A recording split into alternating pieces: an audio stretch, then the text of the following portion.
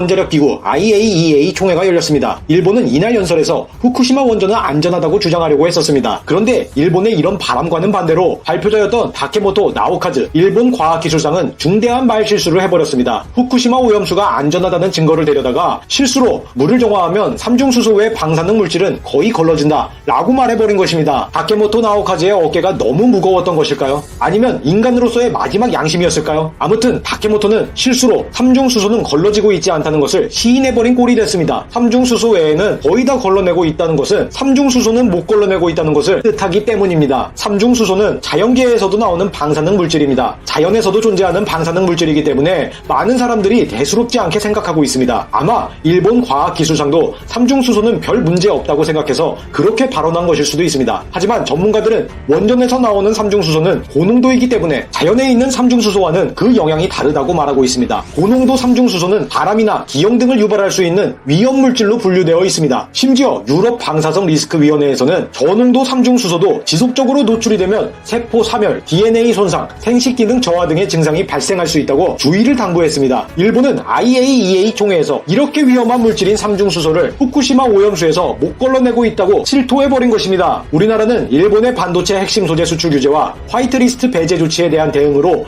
후쿠시마 방사능 오염을 공론화하고 있습니다. 그래서 우리나라는 틈만 나면 국제무대에서 후쿠시마 오염수 방류가 매우 위험하다고 언급을 하고 있습니다. 지난 16일 열린 IAEA 총회는 우리나라의 매우 중요한 자리였습니다. 국제원자력기구의 총회였기 때문에 후쿠시마 오염수 문제를 제기하는 것도 자연스러웠고 여러 국가들에게 일본 방사능의 위험성을 홍보하기도 좋았습니다. 그래서 우리나라가 IAEA 총회 연설을 많이 준비했었는데 우리나라의 연설이 시작되기도 전에 일본이 먼저 자폭해버렸습니다. 스스로 삼중수소 물질을 못 걸러내고 있다는 것을 실토한 것이죠. 이렇게 우리나라가 국제무대에서 방사능으로 일본을 압박하는 것은 일본에 뼈아프게 작용하고 있습니다. 일본은 내년에 도쿄올림픽을 개최할 예정입니다. 도쿄올림픽의 성공은 일본의 경제뿐만 아니라 자민당을 위해 중요한 행사라고 할 수 있습니다. 그런데 올림픽을 1년 남겨놓은 지금 우리나라가 국제무대에서 일본 방사능의 위험성에 대해 계속 발언을 하고 있는 것입니다. 일본이 가장 중요하게 생각하는 부분을 콕콕 집어 괴롭히고 있는 것이죠. 아마 아베 입장에서는 많이 아플 것입니다. 이대로 가다가는 일본의 도쿄올림픽은 방사능 올림픽이라는 좋은 별명으로 기억될 것 같습니다. 아베가 이를 막기 위해서는 우리나라에 대한 수출 규제 철회, 화이트리스트 배제 가장 빠른 속도로 국산화가 진행된다. 브라스오 생산업체 솔브레인은 충남 공주에 추가로 건설한 브라스오 정제 공장의 가동에 들어가는데 기존 제1공장만으로는 한계가 있어 업계의 수요를 충족하지 못해 제2공장을 추가로 만들었다. 솔브레인은 지금까지 고순도 브라스오를 이원화하여 생산해왔는데 전체 생산량의 70%는 일본의 스텔라에서 브라스오를 수입한 후 첨가제를 섞어 반도체 디스플레이 업계가 원하는 조건에 맞춤형 제품을 제공하고 나머지 30%는 중국에서 원자재 브라스오를 가져와 순도를 높이는 정제 작업을 거쳐 납품하는 방식을 취해왔다. 회사 고위 관계자는 제2공장의 수율을 제1공장 수준으로 끌어올리면 국내 반도체 디스플레이 업계가 원하는 수준의 고순도 브라스오를 공급할 수 있다고 설명했다. 디스플레이 업계는 이미 국산화가 빠르게 진행 중이다. LG 디스플레이는 이달 중 지금까지 사용하던 일제 브라스오를 100% 국산화할 계획이다. 디스플레이 제조 공정에 사용되는 브라스오는 반도체용보다 순도가 높지 않다는 설명이다. 그러나 반도체 업계의 화두는 국산화가 아니라 수입선 다변화에 맞춰져 있다. 삼성전자는 이달 초부터 솔브레인과 ENF 테크놀로지가 대만제 브라스오를 수입하여 가공한 제품을 일부 생산 라인에 시험 투입하고 있다고 한다.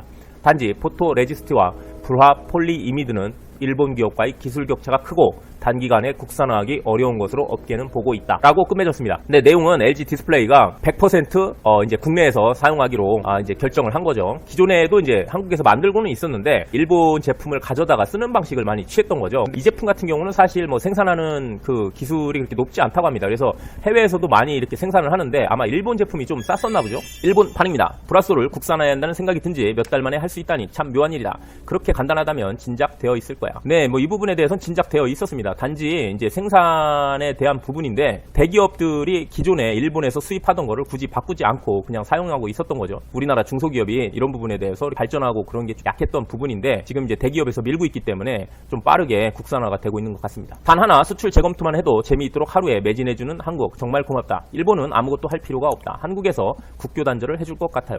국교 단절을 뭐 한국에서 하든지 일본에서 하든지 뭐 그거는 하게 되면 하는 거고요. 그 수출 재검토만 했는데 재미있다고 니네는 재밌어도 우리는 재미가 없는 상황이니까 이렇게 지금 국산화에 열을 올리고 있는 거죠. 디스플레이 제조 공정에 쓰이는 브라소는 반도체용보다 순도가 높지 않다고 한다. 반도체용 고순도 브라소가 언제 될지 기대되네요. 네, 맞습니다. 지금 반도체용 고순도는 아직 되고 있질 않아요. 그래서 벨기에나 뭐 러시아, 독일 이런 데서 자기네 제품을 갖다 써라 뭐 이러고 있죠. 2개월 들락말락해서 국산화할 수 있다면 일본에서 살 거라도 빨리 국산화하면 좋았을 텐데 아마 국산화는 어디서나 가능할 것 같은데 상품화, 실용화, 순도가 중요하지 않나요? 네, 이 부분에 대해서는 뭐 디스플레이는 반도체 순도가 그렇게 높지 않은 걸로 나와 있습니다. 그래서 국산화하는 데는 전혀 문제가 없었던 거기 때문에 그 양을 맞출 수가 없다 해서 보니까 위에 공장을 하나 더 늘렸다 하죠. 만약에 양이 더 필요하면 뭐 더 늘리겠죠. 그 공장 늘리는 게 어렵겠습니까? 생산하는 게 좀 그런 거지. 같은 보도지만 순도 낮은 5N 정도라면 보통 어디든지 할 수 있죠. 문제는 반도체용 12N 정도의 순도 높은 것입니다. 힘내세요. 무리라고 생각하지만. 일본인 반응들이 저렇게 무리라고 생각한다 이렇게 하는 반응들이 되게 많아요. 근데 지금 무리라고 얘기하고 있는 부분들이 계속 하나씩 지금 바뀌고 있어요. 이 일련의 흐름은 어떻게 봐도 일본 주도로는 보이지 않는다. 무역관리의 부적절한 면도 일본 주도라면 증거를 내놓을 수 있을 것입니다. 전체적으로 보면 미국 주도 같은 기분이 들어요. 사실 미국은 지금까지 자신들에게 이롭지 않다고 생각하는 정권은 모조리 망쳐왔다.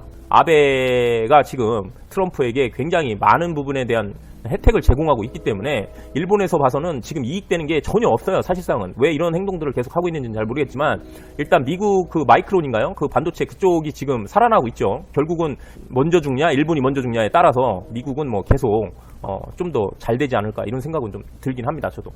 제재한 것도 아닌데 미쳐버린 게 뭐였을까요? 반도체 디스플레이 업계는 코스트 삭감으로 향후 경쟁이 격화할 것이 보이는데 단기간으로 할 수 있다면 처음부터 해두면 좋았을 텐데 일본과의 관계가 깨질 거라고는 생각을 안 했던 거죠. 원자재가 중국, 중간재가 일본, 그 다음에 마지막에 완성품이 한국 이런 식의 지금 산업구조가 형성이 되어 있었는데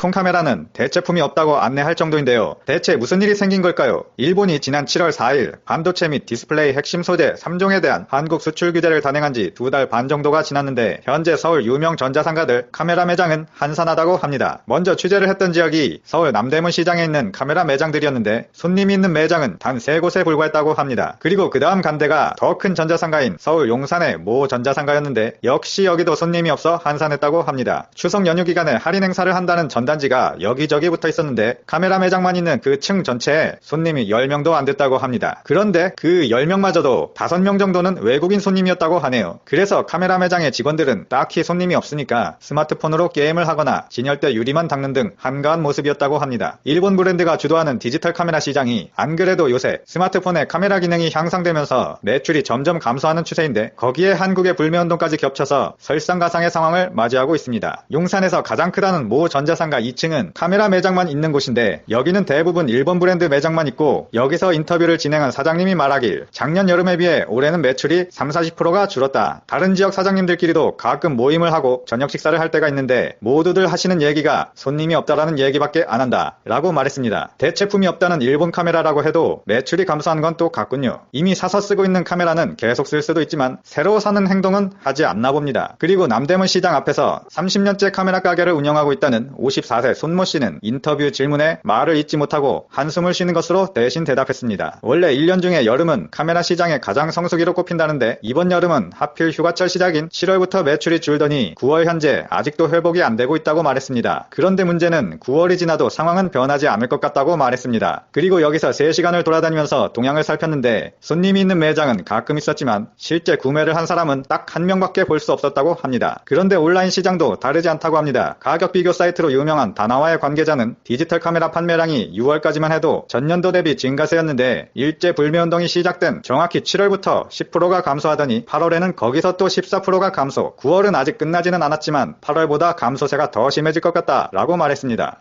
용산에서 25년째 가게를 운영하고 있는 51세 김모 씨는 지금과 같은 매출 감소는 25년 동안 처음이라면서 국내 회사 중에 누가 좀 카메라를 만들어줬으면 좋겠다. 나도 국산 제품을 팔고 싶다. 그런데 일본 브랜드가 카메라 시장을 장악하고 있는 걸 남들 어떡하냐? 라면서 일본 카메라의 대체제를 구할 수 없는 카메라 시장의 현실을 털어놓았습니다. 이런 현실 때문에 일본 불매운동을 외치며 일본 제품의 대체품을 추천해주는 노노재팬 사이트에서조차 캐논과 니콘 카메라는 대체가 어려움이라고 안내가 되어 있습니다. 이런 온라인과 오프라인 모두에서 감소세가 심해지는 것은 이미 산 카메라는 어쩔 수가 없지만 앞으로 새 카메라는